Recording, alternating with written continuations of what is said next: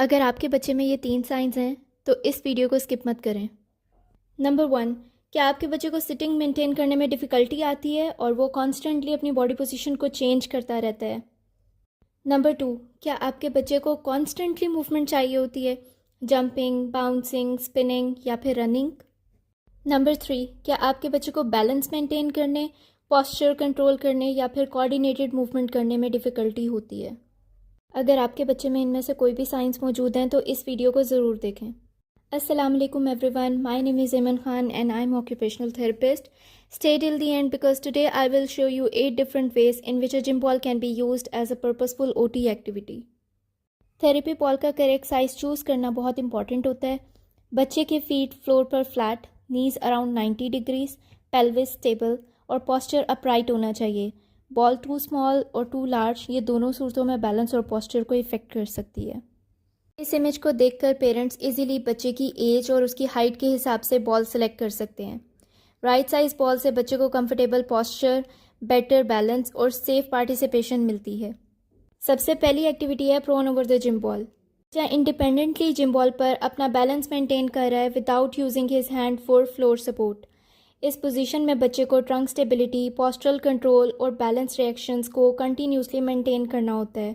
ये activities core activation, body awareness और controlled reaching को सपोर्ट कर सकती है।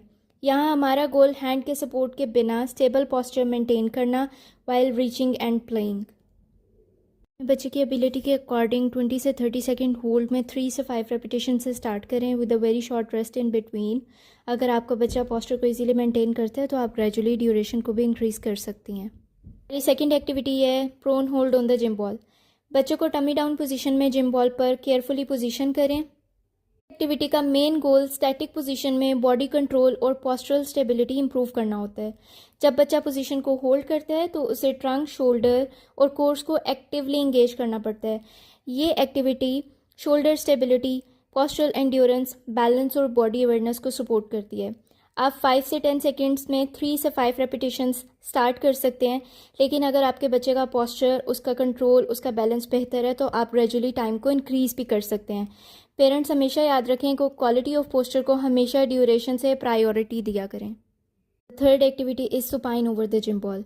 Carefully position the child on their back over the gym ball and provide appropriate support. जब बच्चा बॉल पर सपोर्टेड पोजीशन में होता है तो उसे ट्रंक मसल्स एक्टिवेट करके बॉडी को कंट्रोल अलाइनमेंट में मेंटेन करना होता है। आप फेवरेट टॉयज़ चाइल्ड के सामने रख के कंट्रोल रीचिंग इनकरेज कर सकते हैं। इससे बैलेंस के साथ साथ विजुअल मोटर कोऑर्डिनेशन और बॉडी अवेयरनेस भी प्रैक्टिस होती है। ये activity trunk control, balance, postural reaction और बॉडी अवेयरनेस को सपोर्ट करती है। Again the suggested time would be 10 to 15 minutes with 3 से 5 repetition with the rest in between. Movement हमेशा स्लो और कंट्रोल्ड रखें। अगर आपका बच्चा अनकंफर्टेबल, डिजी या फेयरफुल और ओवर स्टिमुलेटेड फील करता है तो एक्टिविटी को इमीडिएटली स्टॉप कर दें। Activity would be sitting with the gentle bouncing. बच्चे को सिटिंग पोजीशन मेंटेन करवाएं जिम बॉल पर with both feet firmly supported on the floor. जब बच्चा स्टेबल हो तो उसको स्लो, जेंटल और रिदमिक बाउंसिंग्स इंट्रोड्यूस करवाएं। इस एक्टिविटी का मेन गोल मूवमेंट के साथ साथ एक्टिव सिटिंग, बैलेंस और पोस्चरल कंट्रोल प्रैक्टिस करना है। बॉल के मूवमेंट के साथ बच्चे अपने हेड को टर्न करेंगे, पेल्विस और ट्रंक को कंटिन्यूसली अलाइन करने के लिए एडजस्ट करेंगे। ये activity dynamic sitting, core activation, postural control और बॉडी अवेयरनेस को सपोर्ट करती है।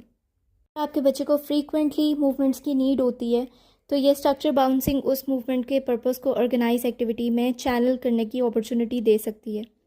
सजेस्टेड टाइम वुड बी 20 से 30 सेकेंड with 3 से 5 repetitions with a very short rest in between. Bouncing हमेशा जेंटल और कंट्रोल्ड रखें। गोल यहाँ पर फास्ट बाउंसिंग करवाना नहीं है। हमारी फिफ्थ एक्टिविटी है sitting with reaching. Gym ball पर बच्चे को बहुत ही कंफर्टेबल पोजीशन मेंटेन करवाएं और उसके फेवरेट टॉय को उसकी विजन के सामने फ्रंट, राइट, लेफ्ट और डिफरेंट एंगल्स पर प्लेस करें। अब बच्चा इन ऑब्जेक्ट्स को रीच करेगा। इस एक्टिविटी का मेन गोल रीचिंग के ड्यूरिंग ही सिटिंग, बैलेंस और बॉडी कंट्रोल को मेंटेन करना है। जब बच्चा डिफरेंट एंगल्स में रीच करता है तो उसे बॉडी वेट शिफ्ट करना पड़ता है, ट्रंक कंट्रोल इंप्रूव होता है और पोस्चरल एडजस्टमेंट्स करने पड़ते हैं। टॉय को ऑपोजिट साइड पर प्लेस करके बच्चे को मिड लाइन क्रॉसिंग के लिए भी इंकरेज किया जा सकता है और इसके साथ साथ ये activity dynamic balance, body control को, पोस्चरल कंट्रोल को और विजुअल मोटर कोऑर्डिनेशन को सपोर्ट करती है। सिक्स्थ एक्टिविटी है tall kneeling with hands on the ball. बच्चे को नीज पर अपराइट पोजीशन को मेंटेन करना है और दोनों हाथों से जिम बॉल को सपोर्ट करना है। अब बच्चे को इनकरेज करें कि वो ट्रंक को अपराइट मेंटेन करके रखे while keeping the hand stable on the ball. यहाँ पर हमारा गोल होता है build a stable base for the control movement and play. ये position core's activation, hip stability, shoulder stability, balance और पोस्चर कंट्रोल को बहुत ज़्यादा सपोर्ट करती है। आप बॉल पर फेवरेट टॉय भी रख सकते हैं, स्टिकर्स भी पेस्ट कर सकते हैं ताकि चाइल्ड प्ले के थ्रू उस पोस्चर को मेंटेन करके रखे और नेचुरली इंगेज हो। Seventh activity would be half kneeling with the hands on the ball. इस पोजीशन में एक फुट फॉरवर्ड होता है जबकि दूसरा जो नी होता है वो फ्लोर पर होता है और सपोर्टेड होता है while the hands should be supported on the gym ball. यहाँ हमारा गोल वेट शिफ्टिंग, बैलेंस और कंट्रोल बॉडी ट्रांजिशंस को प्रैक्टिस करवाना होता है। बच्चे को अपनी बॉडी को स्टेबल रखते हुए वेट को एक साइड से दूसरी साइड पर शिफ्ट करना होता है। ये position balance, trunk control, hip stability, motor planning को सपोर्ट करता है। हाफ नीलिंग फ्लोर पोजीशन से हाई लेवल पोजीशंस जैसे कि स्टैंडिंग ट्रांजिशंस की प्रैक्टिस के लिए भी बहुत यूज़फुल होती है।